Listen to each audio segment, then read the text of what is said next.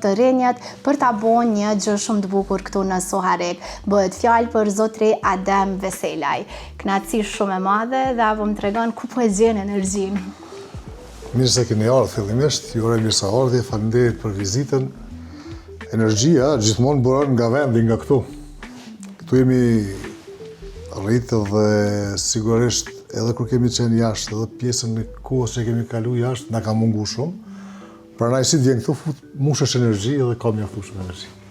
Hareja, ku lindi ideja, pse lindi ideja, e keni kurorzu, po them prap një punë shumë të madhe me një sukses, gjë që ju përgëzoj personalisht pa qenë në rolin e gazetarës. Çush kanë qenë fillime, çfarë kujtimesh ki? Po, unë gjatë kohës luftës jam konë në Gjermani dhe sigurisht ëndra ka qenë për me u kthy.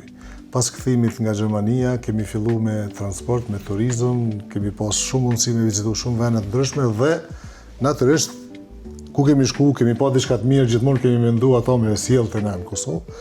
Dhe kështu gradualisht janë kriju kushtet, na kanë ardhur mundësitë dhe kemi filluar një investim i cili besoj se tash më plotson dhe ne jemi plotsuar me këto. Je krenar për këto, po besoj se veç ka arrit me realizu. Patjetër, kjo është, mendoj se e di se njerëzit kanë bërë gjithçka, kanë bërë investime edhe më të mëdha, po për neve është një jem krenar. Cilat janë ndoshta ato komente që dojnë me ndo me neve, zotri Veselaj, të njerëzve që janë ardhur dhe kanë pasur që në një vend mund t'i gjetë të gjitha? Po zakonisht ka komente pozitive edhe ndjem krenar me këto, më pëlqen. Normal, kur kemi fillu me bëjë këtë investim, kemi pas edhe ne hezitimin se mos jemi pak ma herët, mos ka me pas probleme, se përjetojmë një periudhë kur bota është shumë e të çrregullume. Po, pasi që kemi fillu dhe pritjet e njerëzve kanë qenë të mira, thjesht është tjeka e dilemë se ja ka vlejt. Një ndër vendet të preferume në Suharekë, akoma pa i mbush një vjetë. Ç'është është e mundur? Ndoshta 3 pikat porta që njerëzit duhet me ardha dhe me ju vizitu, që njëherë vizitor, pastaj mik të bëhen me ju. Unë jam mundu që fjalët më lëm profesionist. Për shembull, kur kemi filluar në fillim, kuptohet dizajnin, arkitekturën, ja kulon arkitektë, me ata kemi bashkëpunuar. Pastaj kur ka filluar restorani edhe hoteli, sigurisht jam mundu që kuzhinierave më lëm fjalën ata me thonë. Pra secilit ketë një rol edhe me i nda përgjithësinë. Ka marrë për aty në këshilla se si me e bo, dhe besoj që deri tash jena koordinuar mirë, kemi shku mirë, pra kemi arrit me i kthy njerëzit me pa se edhe te Hareja është një vend ku mund të shkohet me familje dhe mund të kalon mirë. Çfarë shërbime mund gjejmë këto? Po këtu janë shërbimet restoranti, ofron shërbime, ka një menu tradicionale, mënumi me qenë të tradicionale, por gjithsesi nuk i kemi ikë edhe asaj që është moderne evropiane. Pastaj kemi dhoma hoteli që besoj se ju i keni vizitu dhe nuk ka ndalë edhe aq keq. Kemi një sallë nalë për eventet ndryshme, për shembull fejesa, ditëlindje, organizime ndryshme.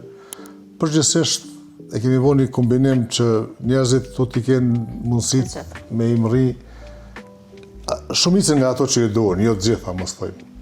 Po flisni për pjesën e sallës së eventeve, po në anën tjetër po e shoh këtu që stafi secilin punën e vet. Një përshëndetje, një si ja e mirë dhe kafja është prej më të mirave që unë i kam shiju, se unë e kam shumë problem këtë pjesën e shijimit të gjërave dhe pastërsisë mbi të gjitha.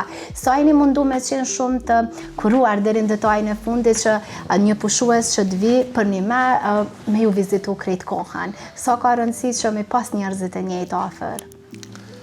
Puna stafit është një sfiduese.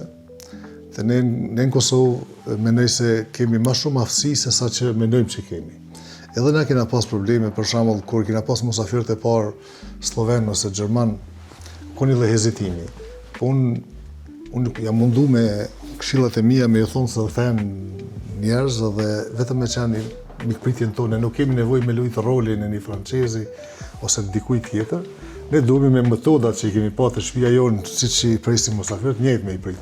Edhe ka hasë në mirë kuptim. Mendoj se ja kemi dalë, njerëzit kanë pas komplimentet mira. Pra çdo njeri t'i kam thonë ti sillu siç sillet familja jote ndaj një musafirit që të vjen, edhe nuk kemi diçka tjetër. 2026 ka fillu, është muji i tretë, po çka do presim vazhdimsi? Do shta do zgjerohen edhe me pika të tjera, po do njerë me jap shumë fokus në pjesën e marketingut, në këtë pjesë, që njerëzit ta dinë që është një vend ku për nima mund të gjesh të gjitha. Planet e tona gjithsesi janë edhe më të mëdha, ne kemi plan që të zgjerohemi me një sallë të madhe të dasmë.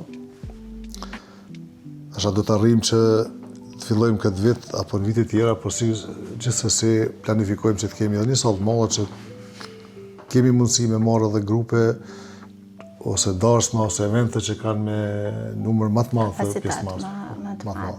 Çfarë do ju thoje njerëzve që akoma nuk e kanë pas fatin me ardhe dhe me shiju gjithçka çka Hareja ofron? Unë ju kisha thonë jeni, provoni, besoj se nuk do zgjënjeni. Do na falenderoni më saktë. Patjetër, besoj se po. Ne do mundohemi do jemi gjithmonë shërbim të atyne që vinë, me ato mundësi që i kemi, me ato njohuri që i kemi, do të vazhdojmë gjithmonë me u përmirësu, se normal edhe mund të kemi në ngecë dikon, por gjithmonë do të vazhdojmë që të arrijmë që t'ju bëjmë shërbimin sa më të mirë. Okay. Dhe për fund, do shta dhe shikuesit kanë qef me pa për krejt këto pjesë që po folë, për shërbimet, për kafën që e përmenda dhe për pjesën e dhomave, me na bon do shta një gjiro dhe me pa paka shumë edhe me shikuesit se çka Hareja realisht ofron. Po, patjetër. Do t'jetë shumë kënaqësi. Biseda këndshme vazhdoi edhe jashtë kamerës ku themeluesi i Hareja ndau me shikuesit edhe momentet brenda këtij kompleksi kaq të bukur e të pastërt.